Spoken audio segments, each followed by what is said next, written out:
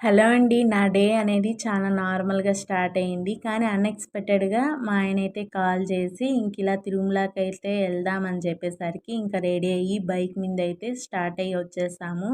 ఇంకిలా గరుత్మంతుడు ఆర్చ్ దాటుకున్న వెంటనే right side Alipiri మెట్లనేది ఉంటుంది. ఇక్కడే కాలినడకన వచ్చే భక్తులైతే నడుచుకుంటూ స్టార్ట్ అయితే ఎళ్తారు. తిరుమలకి రీచ్ అయిపోతారు. నేను ఇంత తిరుపతిలో ఉన్నా గూడా అనుకుంటూ ఉంటా. ఇలా దర్శనంకి చానా సార్లెళ్ళాలి. ఇంకిలా అంగప్రదక్షిణకెళ్ళాలి, బ్రేక్ దర్శనంకెళ్ళాలి, ఇంకిలా బ్రహ్మోత్సవాలప్పుడు ఎళ్ళాలి, దర్శించుకోవాలనుకుంటూ ఉంటా. ఆయన దగ్గర సేవ చేసుకోవాలని గూడా అనుకుంటా. కానీ నాకెందుకో కుదరదు. ఆ టైం నాకింతవరకు రాలేదు. కానీ ఇయర్లీ వన్స్ ఆర్ ట్వైస్ అలా దర్శనంకైతే ఎళ్తా ఉంటాను.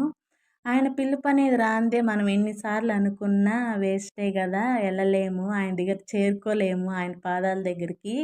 ఇంకిలాగ పిలుపైతే వచ్చిందంటే మాత్రము ఎంత దూరం ఉన్నా, ఎన్ని పనులున్నా పక్కకు బెట్టి మనం ఎళ్లి వాలిపోవాల్సిందే ఆ పాదాల పైన. అదే ఏమో ఆయన మహిమ, ఆయన లీలలంటారు. నేను మాత్రం ఇది గట్టిగా బాగా నమ్ముతాను. నేనైతే బాగా బిలీవ్ చేస్తాను దీన్ని మాత్రము.